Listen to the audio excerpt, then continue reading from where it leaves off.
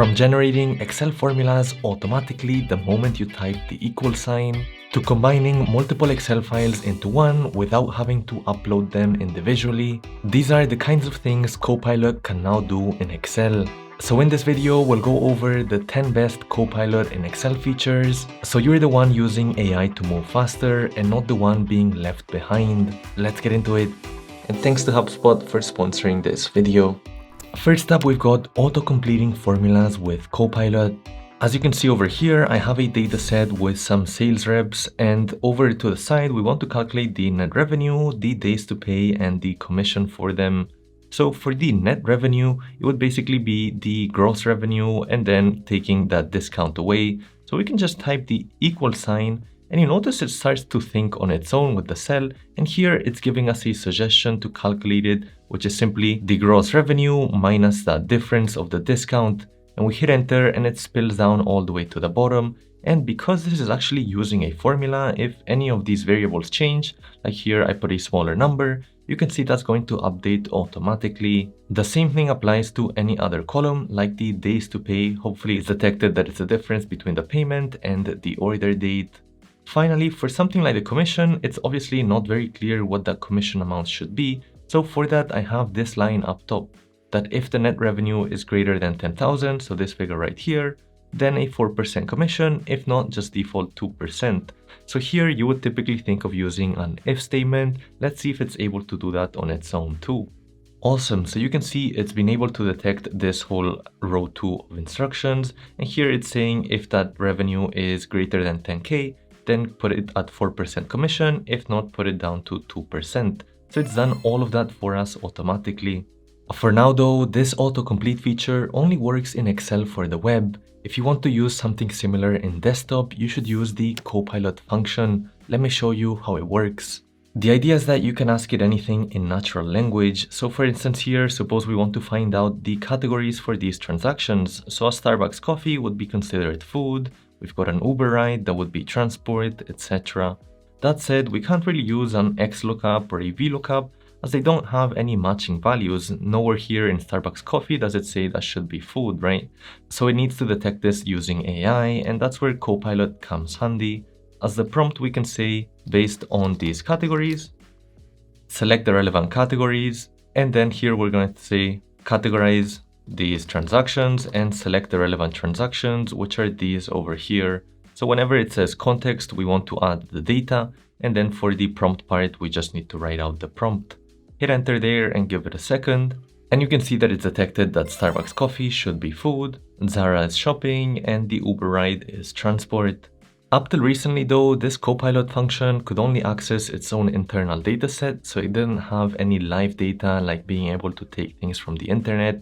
That recently changed though, so we can do things like the following right here, where we're trying to find out the stock price for these stickers. So over here, I can now say Copilot, and again, in natural language, just say find the stock price for these stickers and select the relevant tickers, which is going to be all of these right here.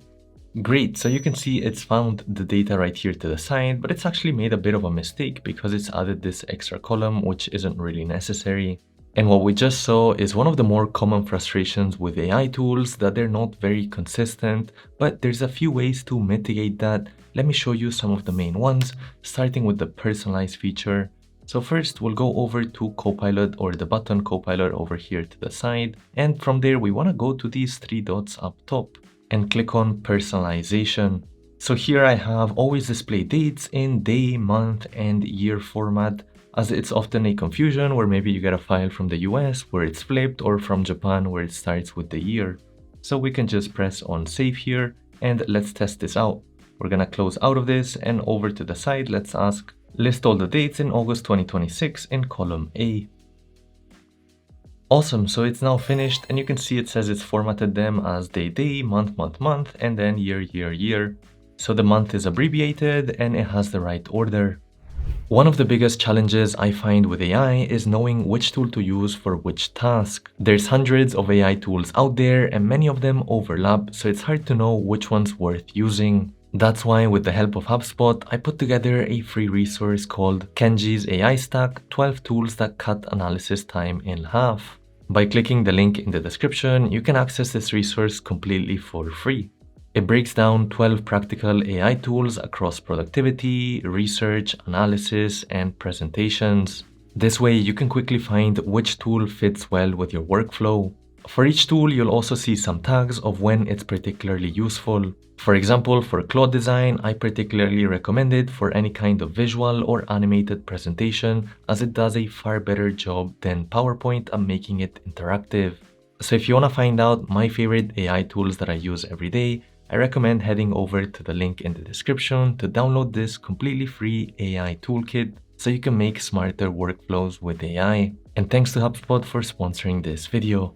The main downside of this personalization feature we just saw is that it's limited to your account. So if you pass this Excel file to somebody else, it's not gonna have those same settings. That's where rules come handy. This one does travel across workbooks, so let me show you how to set it up. Instead of going over to the top right, we need to go over to this plus sign and here click on Create Workbook Rules. When you do, you'll notice it creates this new sheet called .rules, which we need to have. And here is some basic instructions for it. So I'm gonna go ahead and delete all of this part. And this is what I'm gonna add instead. And keep in mind that it needs to be in column A. So you can see I have one for numbers and I'm saying that a currency should be in GBP, so in pound. Negatives should be in these parentheses and also in red. And the percentages should be to 1 decimal place. Now we can go back to any other sheet and test this out. So I'm gonna say something like, create a sample P&L statement with losses and margin percentages. Awesome, so you can see it's created the sample P&L statement. You can see the figures are in pounds, as we said. And for the negative values, they're in parentheses. Same thing with the percentages to 1 decimal place. While rules and personalizations are great for customizing, they don't actually allow you to automate any tasks, and that's where the skills feature comes handy. The idea is that instead of having to write out a detailed prompt every time, like over here, suppose we want to clean up this data set, we would need to give it a lot of different instructions for the pound sign over here, whether we want it to be one way or another. Same thing with the discount percentage format. Same thing with the net 30. Right now we have it with no caps, sometimes with capital letters. There's quite a lot of different instructions we need to make, which we can automate that whole process once. For that, all I need to do is type the @ and here you can see all of the different skills that I currently have available. So I've got one for cleaning and formatting, for instance. So for that, you just need to press on the plus sign and click on all skills to see them like it just showed you. And if you want to create your own, because maybe in here you don't have quite the one that you want, then you just need to go over to these 3 dots and click on Manage Skills. Here under Custom Skills, you'll notice that I have a few different custom ones. And to create your own, you just need to open the Skills OneDrive folder.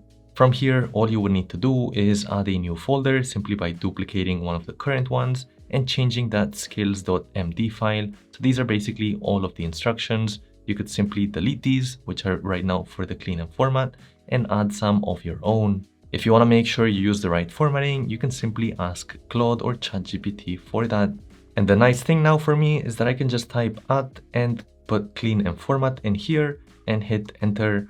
I don't need to write anything else as part of the prompt because it already accounts for everything I've written inside of my skill. Awesome, and in just a few seconds, you can see it's been able to clean all of this up. So for instance, the payment terms, I only now have the net 30, nice and clean without the capital letters. Same thing with the different statuses, and everything is the way I would want exactly based on that skill. If you've played around with Copilot, you might have noticed a very discreet feature, which is the edit button. So here we've got the allow editing. So let's go over the different modes that currently exist.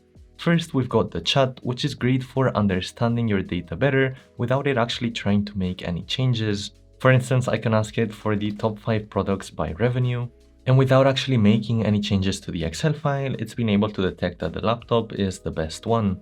Then after that, we've got the plan mode, which is the one that I personally recommend you use, as it's only going to make changes after clarifying with you. So this way, it's not going to delete things by mistake or anything. So if the prompt is a bit vague here, like flag the low margin orders, here you can see that it does a suggestion first. So what exactly is considered a low margin order? Let's suppose that it's number 2. Hit enter there, and now it's actually going to make changes to the data. Awesome, you can now see that it's created a new column here for the low margin ones and also highlighted them too. So the plan feature gives you a bit more customization. And finally, we've got the allow editing, which simply does what it thinks it's best with that initial prompt. Now, suppose you just use the allow editing, it's made the changes, but you're not quite sure what exactly it did. For that, luckily, we have the show changes feature. For that, we can go over to review and click on show changes. When you do, here you'll see all of the different changes that it's made, whether it's done by me or done by Copilot too. I can click on see changes to see the details, and it even selects that column for me automatically.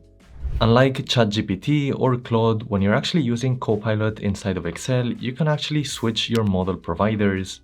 So here, instead of going for the auto feature, you can change it to OpenAI's GPT 5.5 or also Claude's 4.8. So which one's better and for what? Well, for the GPT ones, these are usually better for VBA or writing code, whereas the Claude ones are particularly good at financial modeling, finding errors, or analyzing text-heavy data.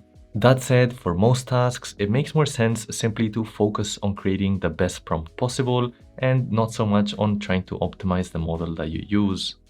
One feature about Copilot very few people know about is that it's able to read across separate Excel files too.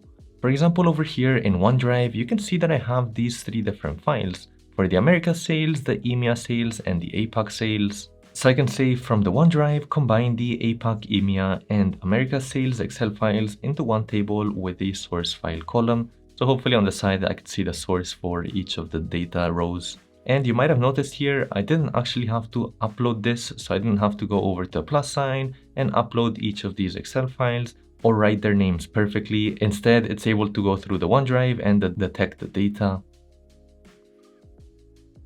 Awesome, so just like that, it's been able to combine all of those Excel files over to the side under source files. We can see we have the sales for each of the three regions that we wanted. In this case, we just combined Excel files, but it's worth noting that this type of feature also works for PowerPoint, PDF, and more. For instance, right here, suppose that we're writing down each of the invoice details that we've actually been provided in PDF.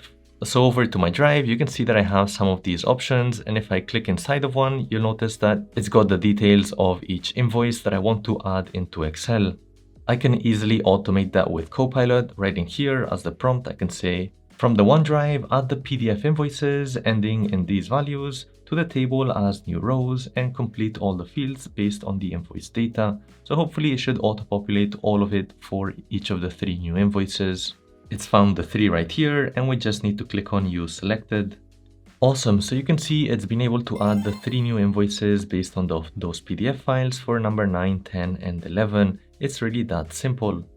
And finally, if you've been paying close attention to Copilot, you might have noticed that they now have this button on the side, which you might find a bit annoying. So if you want to get rid of that, you can go to right click and either press on dock, that's one option to add it over here to the side, or the other one is to move it to the ribbon, so we just have it up top and it doesn't really bother your view of the Excel file.